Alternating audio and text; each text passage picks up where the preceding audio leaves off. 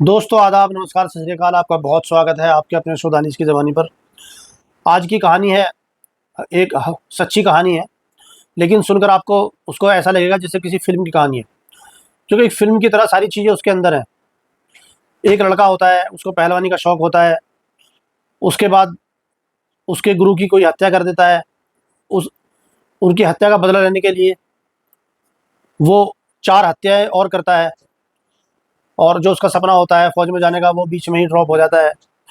उसके बाद वो कोर्ट से भागता है, फिर पकड़ा जाता है, फिर उसको राजस्थान की पुलिस पकड़ती है।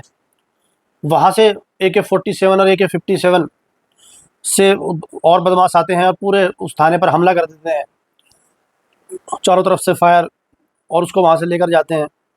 5 लाख का उस पर इनाम रखा जाता है। लड़का गायब। पूरी पुलिस को उसके सर्च अभियान में लगती है, 2 स्टेट की, राजस्थान की और हरियाणा की, लेकिन कई साल तक वो नहीं मिलता। फिर उसके लिए एक स्पेशल SIT की टीम गठित करी जाती है और उसको सिर्फ यही काम दिया जाता है कि तुम्हें सिर्फ पपला गुजर को ढूंढना है। और कैसे उसको ढूंढते हैं वो भी बड़ा इंटरेस्टिंग है। तो आज की कहानी है हरियाणा की। वहाँ पर एक ज़िला है महेंद्रगढ़ और उसके अंदर एक गांव है किरोड़ी। वहाँ पर एक लड़का रहा करता था जिसे और लड़कों की तरह फ़ौज में जाने का शौक़ था और अपनी फ़िटनेस पर बहुत ज़्यादा ध्यान देता था। 5 घंटे वो अखाड़े में गुजारता था और जिम करता था, पहलवानी करता था।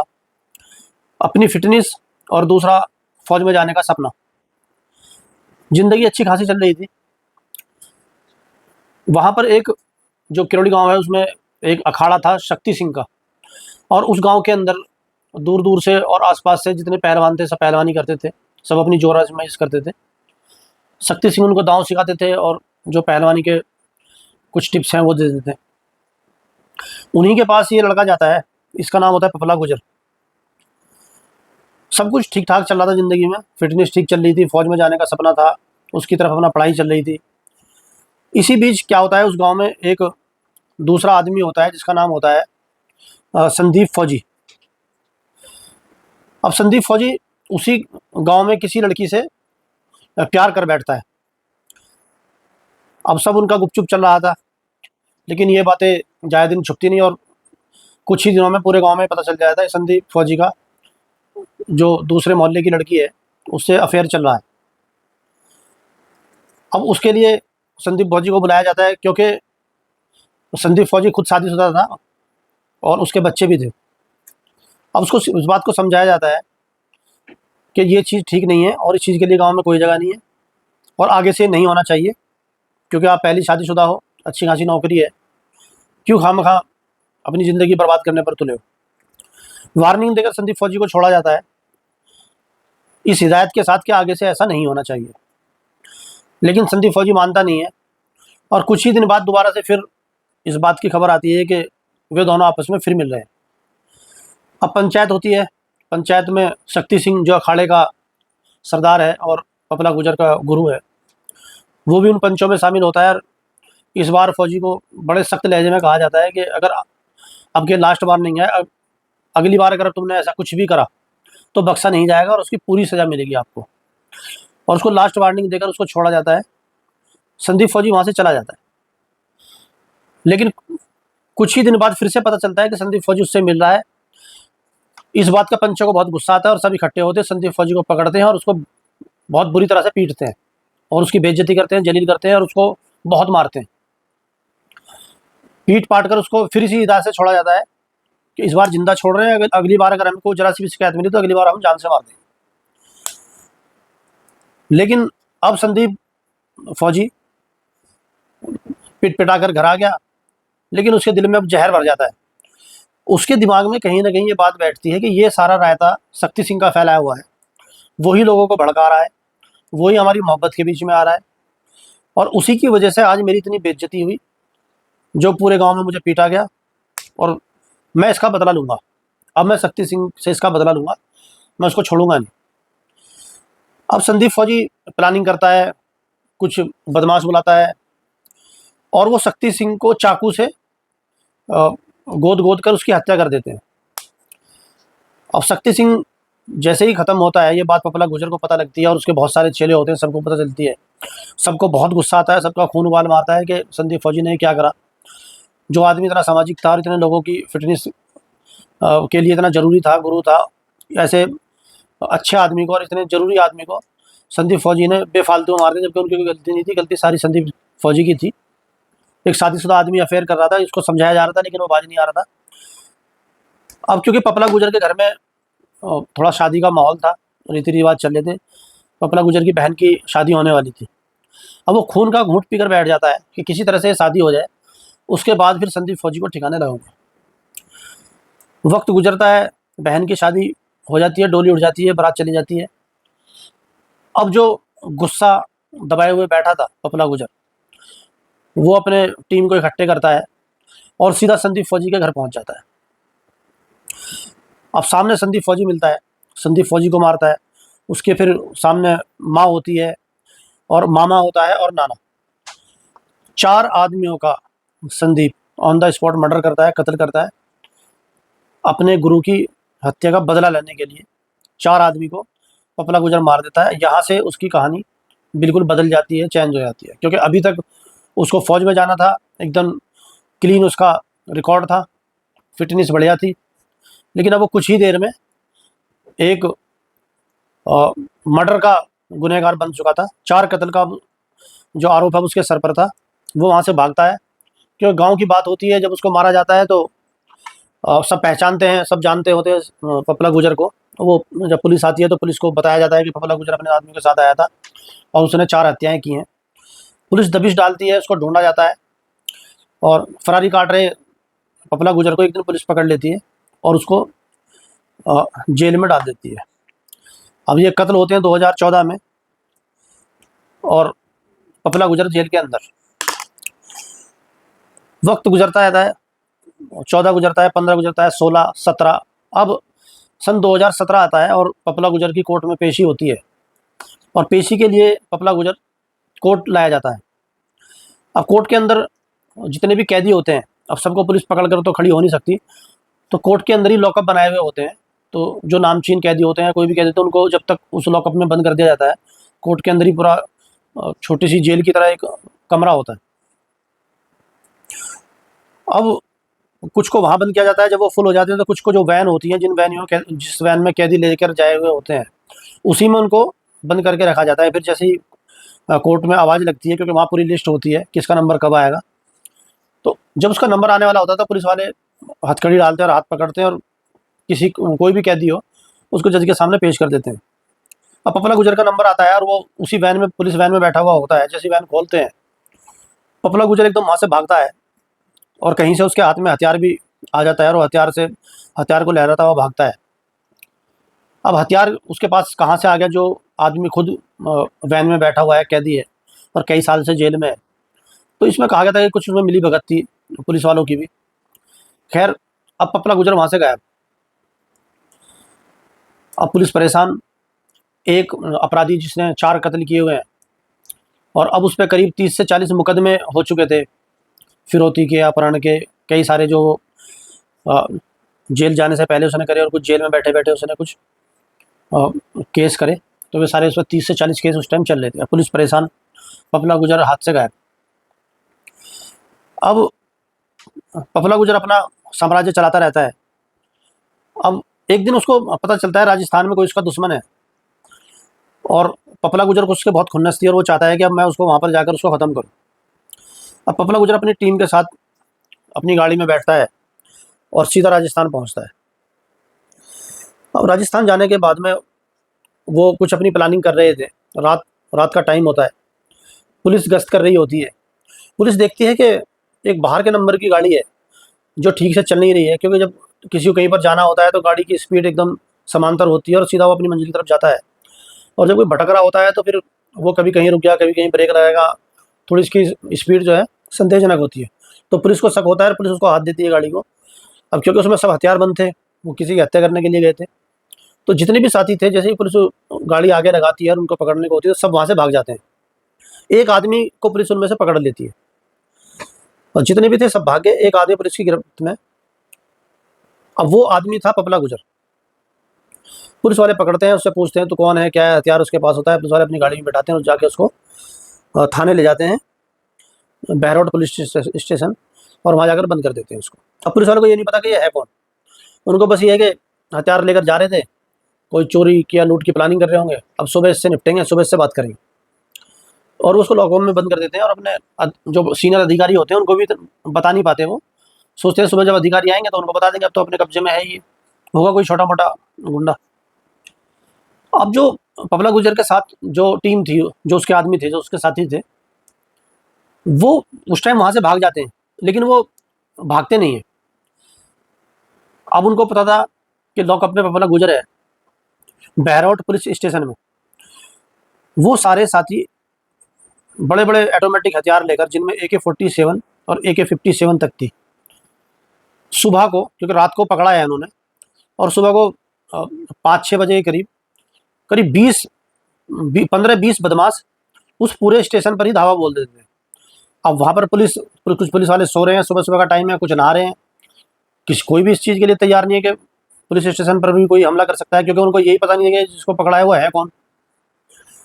अब वहाँ पर फायर करते हैं और पपला गुजर को छुड़ा लेते हैं, और हवाई फायरिंग करते हुए वहाँ से भाग जाते हैं सब। अब पुलिस के आला अधिकारी आते हैं, वो देखते हैं क्या हुआ, कि रात ऐसे ऐसे किसी को पकड़ा था, और सुबह को 20-25 आदमी आए और उन्होंने AK-47 AK-57 थी उनके पास, और उन्होंने फायरिंग करी और वो उसको ले गए।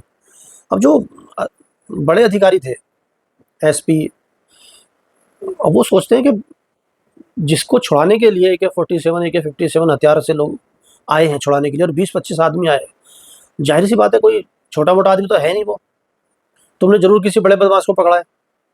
और पुलिस पता लगाती है, तो जो बड़े अधिकारी जब रिकॉर्ड निकालते हैं, पता लगाते हैं, तो पता चलता है कि वो 4 कत्ल का आरोपी पपला गुजर था। अब पुलिस को के लिए बहुत शर्म की बात होती है कि पकड़ा हुआ अधिकारी, पकड़ा हुआ अपराधी थाने के अंदर से भाग गया। इधर हरियाणा पुलिस परेशान कि वो कोर्ट से भागा था, और उधर राजस्थान की पुलिस परेशान कि उसने थाने पर हमला करके और वो लॉकअप से निकाल के उसको ले गए। अब वो दोनों स्टेट की पुलिस, क्योंकि दोनों स्टेट बिल्कुल मिले हुए हैं, पहले दिल्ली है, उसके बाद हरियाणा शुरू होता है, और हरियाणा के एक साइड में पंजाब है और एक साइड में राजस्थान टच है इसका। तो दोनों पुलिस इकट्ठी होती हैं और पूरा उसका रिकॉर्ड निकालती हैं कि इसने जब वो कोर्ट से भागा था तो उस पर 1 लाख रुपए का इनाम था। अब वो दोनों स्टेट की पुलिस मिलकर उस पर 5 लाख रुपए का इनाम लगा रखती है उसके सर पर, कि जो भी उसका कोई पता देगा उसको 5 लाख रुपए मिलेंगे, और पपला गुजर पुलिस को चाहिए, क्योंकि पहले सजायाफ्ता अपराधी था और जेल के अंदर से वो निकला था। अब पुलिस हर स्टेट में सब जगह चेक करती है, पूरी अपनी सोर्स लगाती है, सब मुखबिरों को बताती पूछती है, लेकिन पपला गुजर पूरी तरह से गायब, उसका कुछ पता नहीं चल रहा। शुरू में 5 टीम सिर्फ इसी काम पर लगाई जाती हैं कि तुम्हें पपला गुजर को ढूंढ के लाना है, लेकिन वो नाकाम। उसके बाद फिर जो सरकार है, SIT एक टीम गठित करती है, और उस टीम का काम सिर्फ ये होता है कि तुम्हें पपला गुजर को कहीं से भी खोद कर निकालना, कहीं भी हो। अब क्योंकि अब काम ही उनका ये है, तो अब जो भी उसमें अधिकारी होते हैं वो कहते हैं भाई 0 से शुरू करते हैं। इसकी शुरुआत कहाँ से हुई? गांव किरौली जाते हैं, वहाँ पर जाकर पता चलता है कि वो एक नॉर्मल बच्चा था, 12वीं पास की है, उसके बाद फौज में जाना चाहता था और चला भी जाता अगर ये उसके साथ ऐसा ना होता, कहानी ना होती। और वो शक्ति सिंह के साथ जो है पहलवानी करता था, और शक्ति सिंह को संदीप फौजी ने मारा था, इसलिए वो जो है बदमाश बना है। अब पुलिस सोचती है कि जो आदमी गुरु के मारने से बदमाश बना है, क्योंकि इतना इमोशनल अटैचमेंट होता नहीं है, कोई अगर परिवार का मरे तो बात दूसरी है, क्योंकि चेले तो शक्ति सिंह के और भी थे बहुत सारे। तो पुलिस छोटी से छोटी चीज़ें पपला गुजर की पता करती है।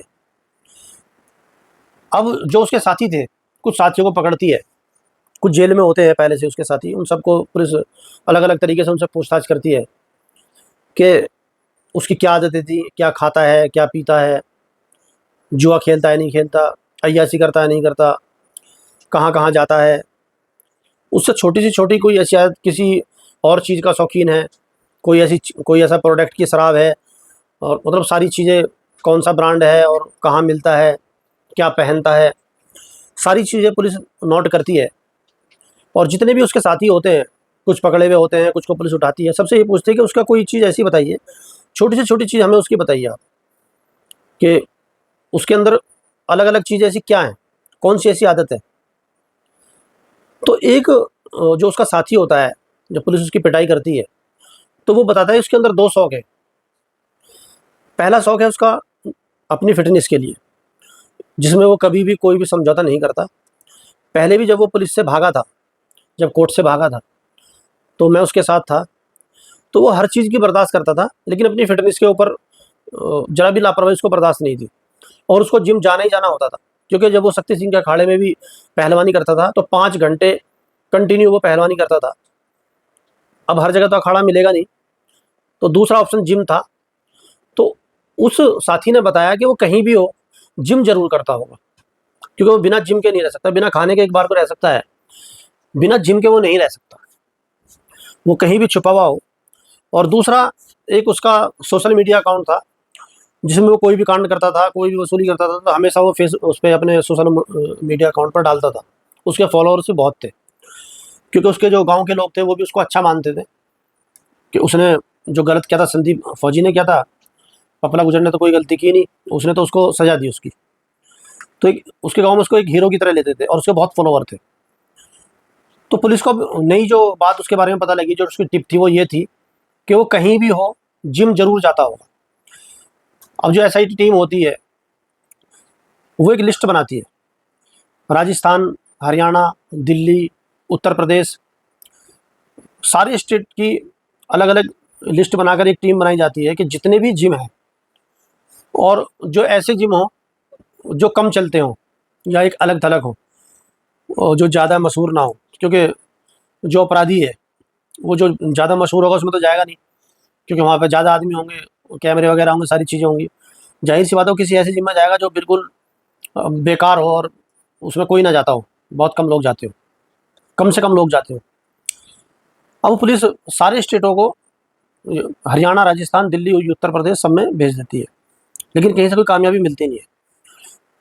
फिर जो एसआईटी के कैप्टन होते हैं, वो कहते हैं कि पूरे देश में इसकी फ़ोटो और उसके बारे में पूरी जानकारी, हाइट, कलर कैसा है, सारी चीज़।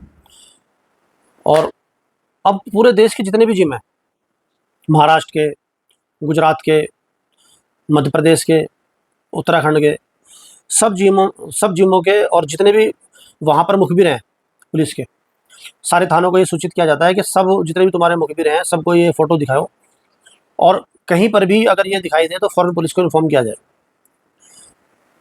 अब कोई एक स्टेट या 2 स्टेट की बात नहीं रह गई थी, अब पूरे देश में पुलिस ने पूरा अभियान, क्योंकि एसआईटी को के ऊपर पूरा प्रेशर था, 5 लाख का इनामी, 2 स्टेट वैसे ही उससे परेशान, उसको पकड़ना ही है। अब जो महाराष्ट्र में एक जगह है कोल्हापुर, कोल्हापुर से एक मुखबिर का फ़ोन आता है, वो कहता है कि मैंने बिल्कुल ऐसी शक्ल का आदमी, और मेरे ख्याल से वो पपला गुजर ही है। तो महाराष्ट्र के कोल्हापुर में कह रहा है एक जिम है, वो जिम का जो ऑनर है वो एक लेडीज़ है, उसका नाम है जिया। कि जिया के जिम में वो 5 घंटे एक्सरसाइज करता है, और वो पपला गुजर ही है। अब ये सुनते ही राजस्थान और हरियाणा की जो पुलिस एकदम खुश, और फ़ौरन वो आनन-फानन में महाराष्ट्र के कोल्हापुर में पहुँच जाती है, और वहाँ जाकर उसको ये नहीं कि हमें अभी उसको पकड़ना है, या हमें उस पर हमला करना है, या हमें उसका एनकाउंटर करना है, कुछ नहीं, बस सिर्फ देखना है और ये कन्फर्म करना है कि ये वही है या नहीं है। अब ये बात होती है जनवरी 2020 की। अब पुलिस वाले जाते हैं और जिम करते हैं, और पूरा कंफर्म करते हैं जिम करके कि ये पपला गुजरी है। अब क्योंकि फ़ोटो होते हैं तो वो कंफर्म हो जाता है कि पपला गुजर यहाँ पर जिम कर रहा है, और इसका जिम का जो मालिक है एक लेडीज़ है जिया, जिसका डिवोर्स हो चुका है। लेकिन वो ख़तरनाक बहुत होता है, क्योंकि वो कोर्ट से ऐसे भागा, और जिसको AK-47 AK-57 से थाने से हटाया गया, तो पुलिस उस पर किसी भी तरीके से कच्चा हाथ डालना नहीं चाहती थी, क्योंकि ज़रा सी लापरवाही से कई पुलिस वालों की जान जा सकती थी। पुलिस वापस आती है हरियाणा, राजस्थान, और आने के बाद में फिर प्लान करती है कि अब उसको कैसे पकड़ा जाए। तो पुलिस कहती है कि हमें इसमें कमांडो की मदद लेनी पड़ेगी। तो स्पेशल कमांडो बुलाए जाते हैं, दोनों थानों की पुलिस होती है, प्लस जो महाराष्ट्र कोल्हापुर है वहाँ की पुलिस होती है। अब वो निकल पड़ते हैं पपला गुजर का अरेस्ट करने के लिए। रात हो जाती है, चारों तरफ से उसको घेरा जाता है, क्योंकि अब जो पपला गुजर है, जो उसकी मालकिन थी उस जिम की, जिया, वो जब उसमें एक्सरसाइज करता है तो वो जिया पूछती है कि 5 घंटे जिम कर रहे हो, तुम कहाँ से हो, कौन हो? तो वो बताता है कि मैं राजस्थान से एक रॉयल फैमिली से हूँ, मेरे पास पैसे की कोई कमी नहीं है और मेरा नाम उदल सिंह है। अब वो लड़की प्रभावित होती है, क्योंकि पहले ही उसका डिवोर्स हुआ होता है और वो आयुर्वेदिक डॉक्टरी की पढ़ाई कर रही होती है, और उस लड़की के पिताजी भी डॉक्टर थे। तो खैर दोनों में करीबी बढ़ती हैं और शादी का फैसला होता है, और वो उदल सिंह यानी पपला गुजर को अपने पिताजी से मिलवाती है और कहती है कि हम दोनों शादी करना चाहते हैं। तो उसकी आईडी वगैरह चेक करते हैं तो उसके पास आधार कार्ड वगैरह जो भी कागज थे सब उदल सिंह के नाम के थे, और वो दिखाता है कि मैं एक रॉयल फैमिली से हूँ, मेरा सारा पैसा वहीं से आता है और मैं इसीलिए 5 घंटा, और उसके जो खाने पीने का सामान था जिम का, हर चीज़ उसकी एक रईसी स्टाइल की थी। तो जिया के पिताजी भी राजी हो जाते हैं शादी के लिए। अब उनकी शादी होने वाली थी कुछ दिन में, लेकिन उससे पहले ही कि कोई मुखबिर वहाँ देख लेता है और वो राजस्थान और हरियाणा की पुलिस को बता देता है, और वो अब पुलिस वहाँ पर आ रही है उसको अरेस्ट करने के लिए। पपला गुजर उस लेडीज़ के घर में ही अब रहता है, क्योंकि शादी उनकी एक तरीके से फाइनल थी। तो अब वो जहाँ पर रहता था वहाँ छोड़कर अब जिया के साथ ही रहता है, और उसका मकान जो था 3rd फ्लोर पे था। तो 3rd फ्लोर पे पपला गुजर, और नीचे पुलिस, और वो भी कमांडो। कमांडो की फुर्ती का तो आपको पता ही है, उसकी तो नज़र ही चीते जैसी होती है, और वो खुद भी चीते ही होते हैं, वहाँ से उनसे बचना नामुमकिन है, बहुत नामुमकिन है। खैर उसको चारों तरफ से घेर लेते हैं। अब इसी बीच जो जो घर होता है, उसके जो आसपास के लोग होते हैं, वो जब देखते हैं इतने सारे आदमी हैं, सिविल वर्दी में पुलिस होती है, क्योंकि वो किसी भी तरह का रिस्क लेना नहीं चाहती थी, तो वो सारे घर वाले आकर शोर मचाते हैं कि वो सोचते हैं कि वो जितने भी पुलिस टीम है कि ये कहीं से बदमाश हैं और यहाँ पर कुछ गड़बड़ करने आए हैं। तो वो सब उन पर चिल्लाने लगते हैं जो आस पड़ोस के लोग होते हैं। इसी बीच में जो पपला गुजर ऊपर होता है वो झाँक के देखता है नीचे कि ये शोर कहाँ से आ रहा है, और वो देखते हैं कि वो एक शातिर क्रिमिनल होता है, वो समझ जाता है कि ये कौन है और ये यहाँ पर क्यों आए। अब वो चौकन्ना हो जाता है, और अब जो पुलिस होती है वो भी ये समझ जाती है कि पपला गुजर को शोर की वजह से पता लग गया है कि हमने इसको घेर रखा है। अब दोनों को पता है कि एक दूसरे को पता चल चुका है।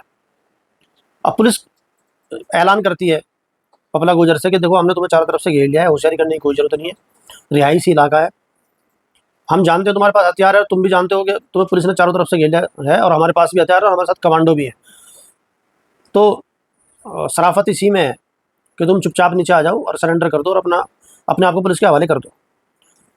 लेकिन पपला गुजर नीचे देखता है, चारों तरफ से वो घिरा हुआ है, लेकिन फिर भी वो अपनी एक आखिरी चाल चलता है। तो जिससे लड़की से वो प्यार करता था, मोहब्बत करता था, और जिससे वो शादी करना चाहता था, उसकी गर्दन पे वो छुरा रखता है और पुलिस को धमकाता है कि अगर तुम ऊपर आए या तुम पीछे नहीं हटे तो मैं इस लड़की का गला काट दूंगा। अब पुलिस कहती है तुम ऐसा मत करो और अपने आप को पुलिस के हवाले कर दो, क्योंकि तुम यहाँ से बचकर नहीं जा सकते, पूरी घेराबंदी हो चुकी है। अब क्योंकि वो उससे प्यार करता था तो वो भी नहीं चाहता था कि वो उसको मारे, जिया को। वो 3 मंजिल से उस मकान के पीछे की तरफ कूद जाता है, जिससे उसके पैर में फ्रैक्चर होता है और वो फिर लंगड़ाता हुआ भागता है। लेकिन उसे जानकारी नहीं थी कि चारों तरफ से पुलिस ने घेर रखा था, जो उसके पीछे की साइड थी मकान के, वहाँ पे भी जो कमांडो खड़े हुए थे। तो जैसे ही वो कूदता है ऐसे ही उसको कमांडो पकड़ लेते हैं। पकड़ने के बाद अब पपला गुजर पुलिस की हिरासत में, और पुलिस पहले ही बहुत चौकस, क्योंकि उसका ये हिस्ट्री का पता था, उसके हथियारों का भी पता था।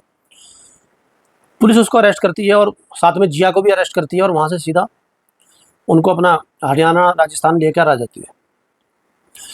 अब इस सब में सबको पता था क्या हो रहा है, लेकिन जो उसमें जिया थी उसको ये पता नहीं कि हो क्या रहा है, ये लोग कौन है, इसको क्यों लेकर जा रहे हैं, इसने मेरी गर्दन पर मतलब छुरा क्यों रखा, वो कंफ्यूज। अब पपला गुजर पुलिस से कहता है कि देखो मैंने गुनाह किया है, मैं जानता हूँ, लेकिन इसमें इसका कोई कसूर नहीं है, और ना ही इसको पता है कि मैं कौन हूँ। इसको पता है कि मैं राजस्थान की रॉयल फैमिली से हूँ और मेरा नाम उदल सिंह है, इससे ज़्यादा इसको कुछ नहीं पता। आप इसको छोड़ दीजिए और मैं अपने गुनाह कबूल करता हूँ, आप इसको जो भी सज़ा देंगे आप मुझे दीजिए। लेकिन पुलिस उसकी बात नहीं सुनती और दोनों को अरेस्ट कर लेती है।